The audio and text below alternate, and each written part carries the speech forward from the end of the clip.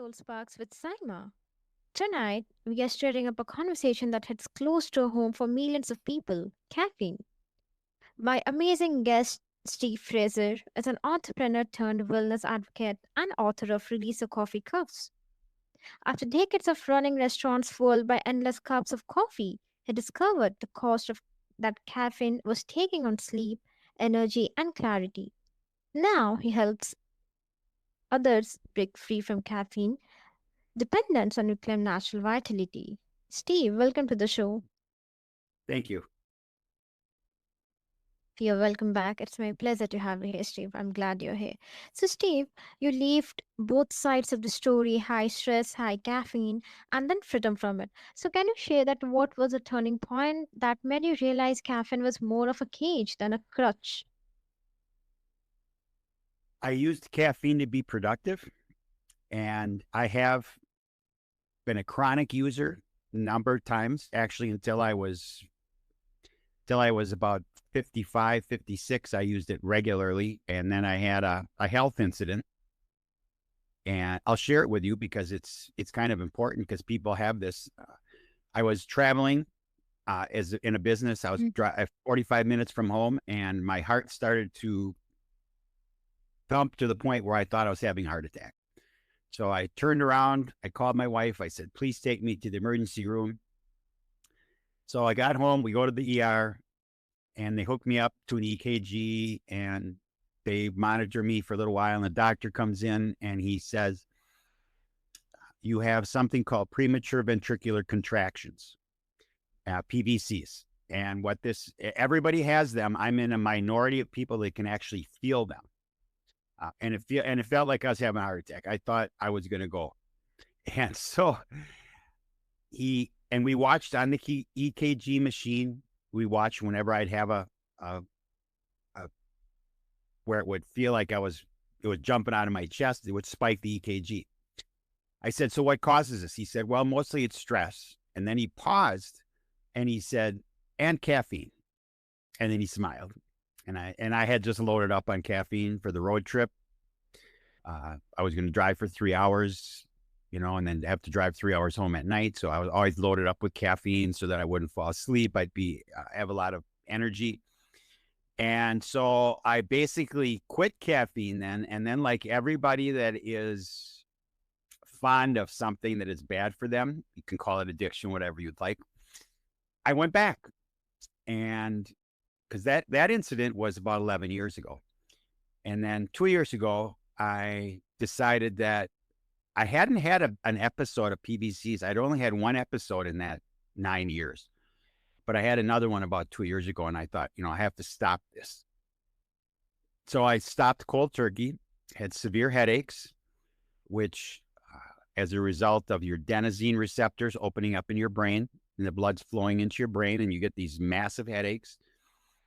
And called my daughter, who's a natural health practitioner, and I said, what can I do?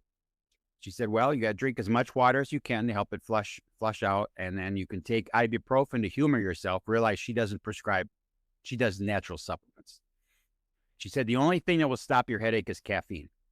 And I'm going to get into that in a second with the adenosine, because what happens is that when you drink caffeine, the caffeine molecule is very similar to the adenosine molecule. And adenosine is what helps you, or basically puts you to sleep at night, along with melatonin.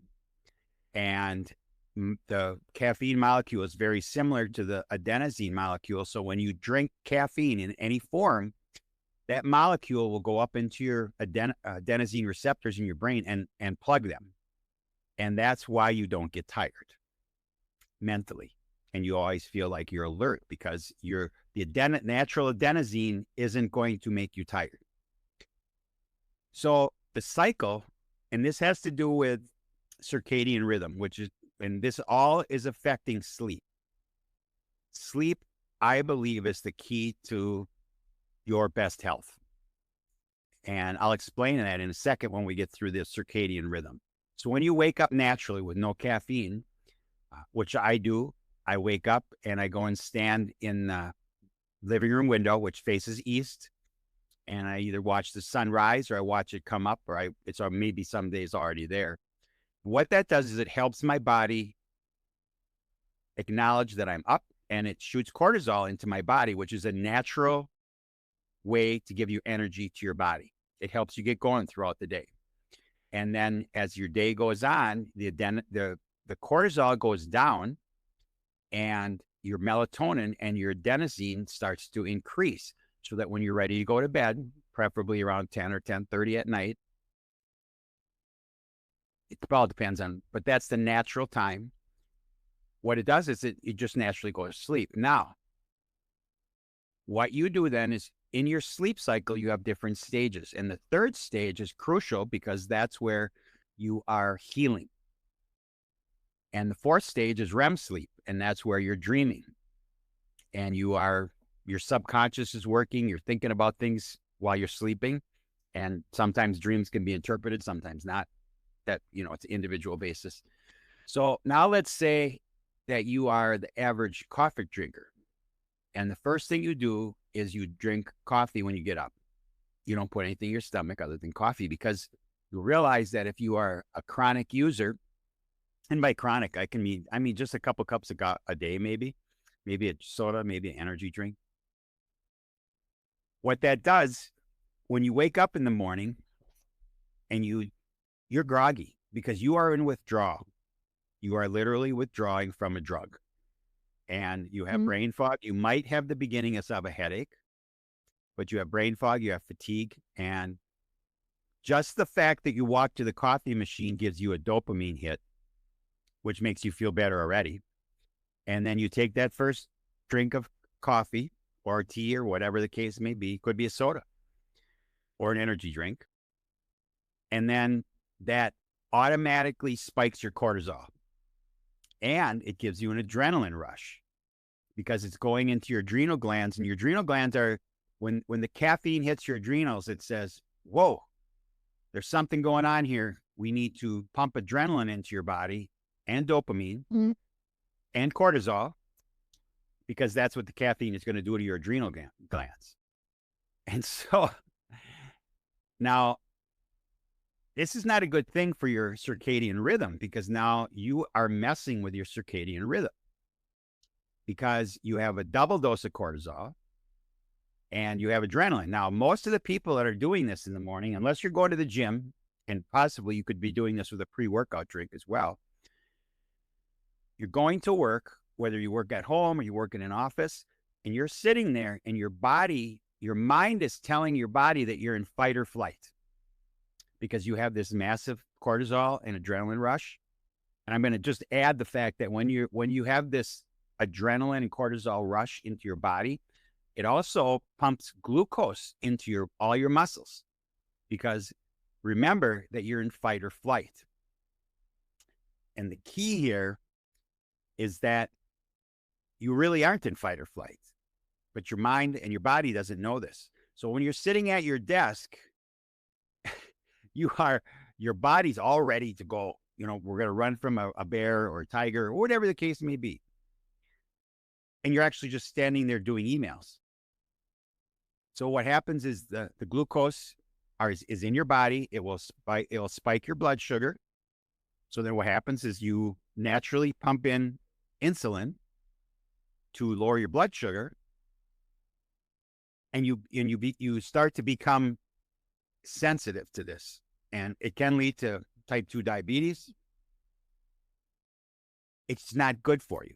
It's because you're messing with a body. Your body was created kind of perfect, and you're now messing with it.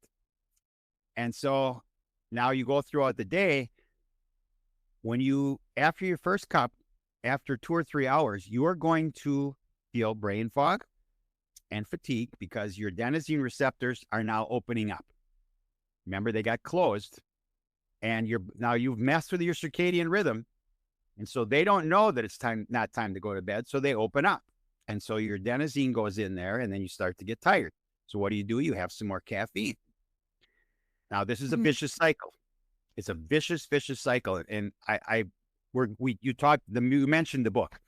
Okay. Well, there's 16 chapters in the book, and the 14 chapters in the middle of the book are all referenced and cited with over 300 scientific studies. And in each chapter in there, we talk about this vicious cycle. It's rinse and repeat, because Mm-hmm. you're going to have negative effects if you regularly drink caffeine. You're going to come down. You can't help this. Now, I will mention the fact that each person on the planet reacts to caffeine differently.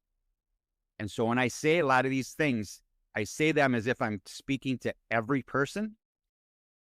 I'm speaking to most of them, okay? Because we all are different. One cup of coffee may have a completely different impact on me than on you. I'm not anti-caffeine. I am pro-health and pro-knowledge. I occasionally use caffeine, specifically when I drive long distances. So as an example, next week, I'm driving to Florida with my wife. It's a 24-hour drive. We don't drive it straight through. We do it in 2.5 days. But I'll drive 10 to 12 hours in a day. And I do drink caffeine during the day up until preferably only noon, but sometimes 2 o'clock. And if I go to 2 o'clock, when I get to the hotel that first night, sometimes it takes me 2 to 3 hours to go to sleep, because you realize I am sensitive. I am sensitive to caffeine because I don't drink it a lot. And what it does is it messes with my ability to go to sleep, because the caffeine is still messing with my adenosine receptors, which are supposed to put me to sleep naturally. Then I wake up in the morning, I'm really tired because I didn't get a good night's sleep, because what caffeine does is it, in that stage 3 sleep where you heal, it will set that back and will also shorten it. And then stage 4, the REM sleep, it will do exactly the same thing. It will make it shorter, and it will make it longer to kick in. So if this kicks in at, like, let's say 5:30 in the morning, where it was supposed to kick in at 2:30 or 1:30, then what happens is that you have to get up in the morning and you don't get that good sleep. So what happens is it's a rinse and repeat, and we just keep doing this to ourselves. And I am here to let people know that this is actually happening. And as far as when I talked about the general thing, that is the truth. It does affect everybody differently. However, biologically, caffeine molecules will block your adenosine receptors. It doesn't really matter who you are, because that's just part of our physiology. Now, how do you get away from this? Well, you can do cold turkey, which I mentioned. You can also do a tapered method, and we have a whole chapter in the book, and I have a coaching program on my website, releasethecoffeecuffs.com. And there's a lot of information there. You don't have to be coached, but you can go and get information. And the key is to very slowly get yourself off of caffeine so you don't have this crash. So if you, as an example, again, and everybody's different, everybody can do this differently. One way to do this is to take your pot of coffee that you normally brew, and for 3 to 5 days, brew it at 75% regular coffee and 25% decaf. Now, if you can see this, I'm drinking coffee. Okay. Well, this is decaf. It's organic, and it's also Swiss water processed, which takes out 99.9% of the caffeine. Regular decaf has 10 to 15% caffeine yet in it, just so you're aware of that. It's got a lot of chemicals, a lot of pesticides, a lot of herbicides. And so, and then you just continue. The next 3 to 5 days, you go 50-50, then you go 25-75, and you can do this at your own pace. But what happens is you are now training yourself to do this, to get off of this. And what happens, caffeine affects, again, as particularly women and men differently. For women, because there's a lot of different hormonal stuff going on, it will affect, as an example, if your menstrual cycle. the last 2 weeks of your menstrual cycle, it takes you sometimes 70% longer to process the caffeine in your body, which means the half-life of caffeine is normally 5 to 8 hours. Now, at that time of your menstrual cycle, you then are possibly, the half-life can possibly be going to 8 to 12 hours. So if you have a cup of coffee at 2 o'clock in the afternoon, it's possible at midnight or 2 o'clock in the morning, you still have half of that caffeine in your system. This is going to make it tough. You're going to go to sleep, and people that drink caffeine do go to sleep. Sometimes it takes them longer. However, what happens is that your sleep is fragmented and you're not healing because it's not good sound sleep. And in the book that I wrote, the first chapter literally is anecdotal stories. And it's very unique because across the board, out of the 20 or so stories that I have in there, only one lady said that it didn't affect her sleep. The other 19, 95%, whatever the case may be, said undoubtedly they are now sleeping better than they've ever slept in their memories. And I originally had put that chapter in at the end as kind of an entertainment value. And as I started to put it together and read them more and more, I realized that this was important that people can relate, because somewhere in that first chapter, you will find yourself, if you're a caffeine drinker. You're going to find some of the side effects, what's going to happen. And so it's kind of ironic because I thought it was just going to be entertaining. It's actually incredibly informational. So another thing about women is birth control pills. Does the same thing. 50 to 80% longer to methylate the caffeine. So it then does that to your half-life. For men, it raises your blood pressure. It really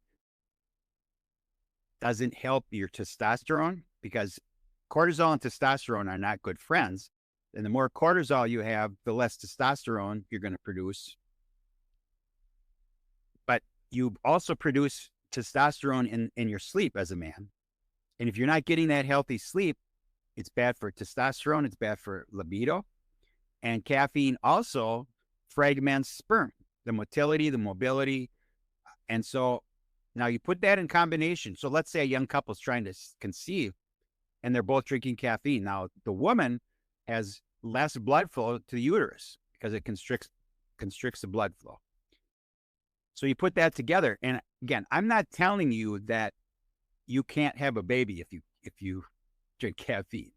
If you are struggling, it could be something to think about and address, because it is, again, this is all documented, which I talk about in the book. But another thing then would be, and this is one of my passions when I speak about this, is for pregnant women to not drink caffeine. And again, I'm an influencer.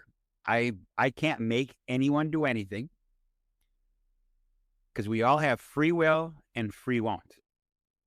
However, I can let you know what's going on, because when you drink caffeine and you're pregnant, that caffeine goes right into because it crosses all the barriers, blood-brain barrier, placenta, goes right to the baby. The baby does not have the ability to methylate that caffeine. And so it's just going to hold on to it. So now when the baby's born, just picture this. Everybody talks about, the baby cries, they slap them on the butt, whatever the case. I watched two of my kids being born, right? So I get the whole process. Now, if that baby has been on caffeine for 9 months and now is born and is not immediately breastfed, because there's a certain amount of caffeine that will go through the breast milk, in about 2 to 4 hours, possibly 6 hours, the baby's adenosine receptors are going to open up. And guess what happens to baby? Massive headache. Possibly for 12 hours, possibly for a couple days. Baby has no way to express this. No one knows why baby's crying. And this is similar to, you hear about crack babies, you hear about babies that are of moms that are addicted to certain drugs, and they come out and they actually have to deal with the withdrawal symptoms. Caffeine is a drug. It's a psychoactive drug. In the world, it's a $1 trillion business. Trillion. It's socially accepted. It's legal. And used appropriately has little to no harm on your health. And I guess sparingly would be the better way to say it.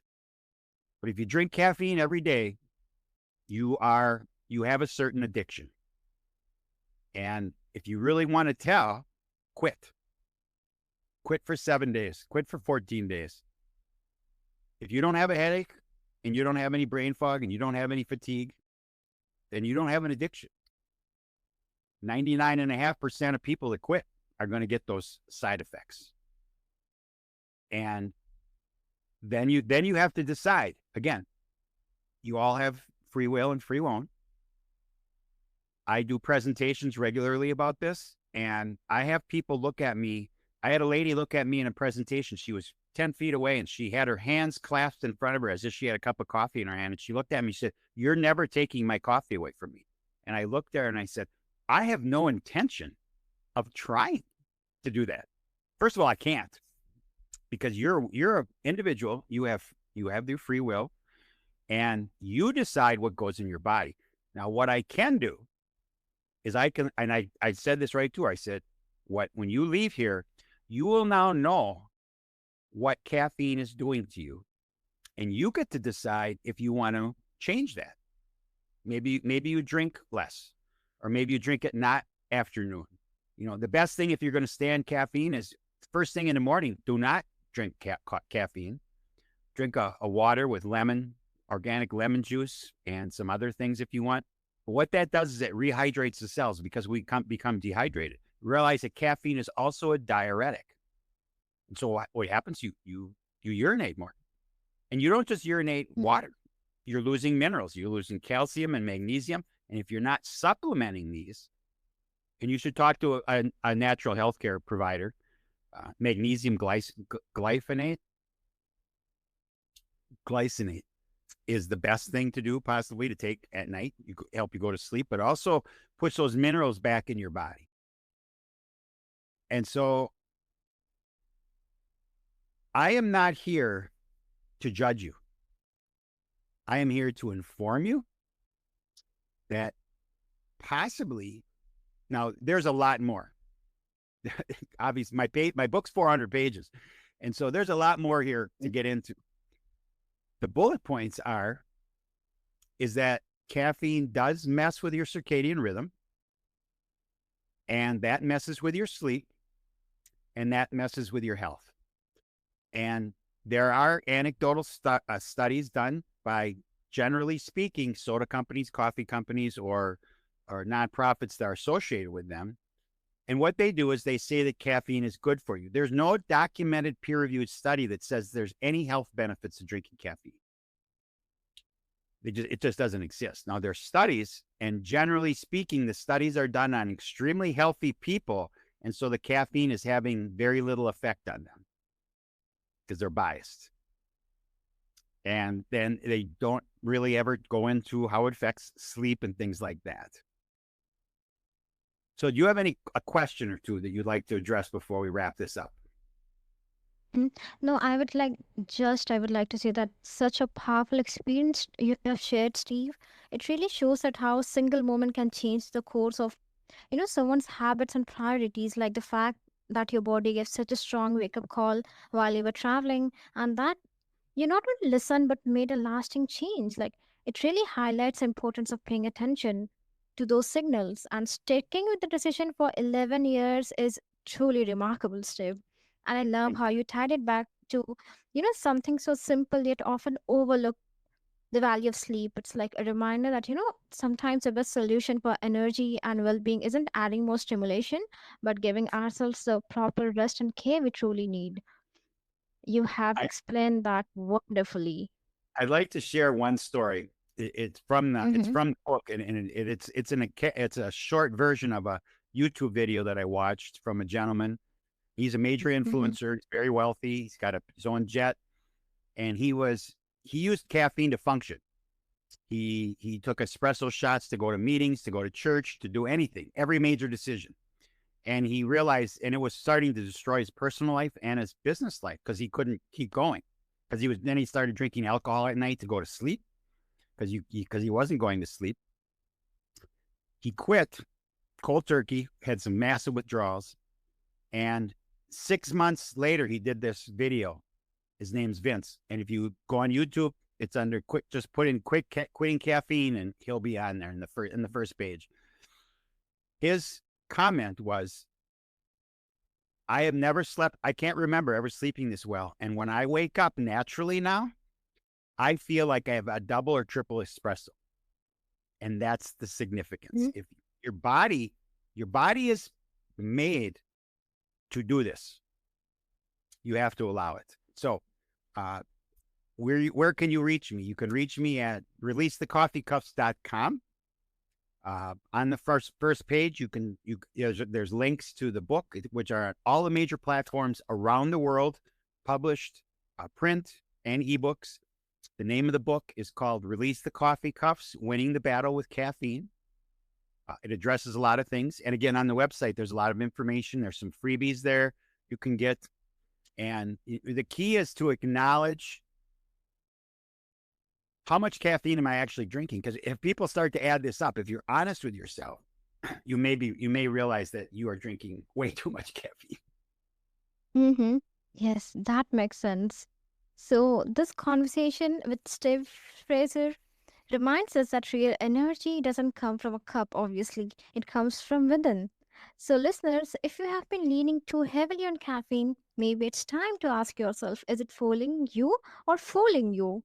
So, take one small step toward reclaiming your natural rhythm and let freedom, not coffee, be the source of this power.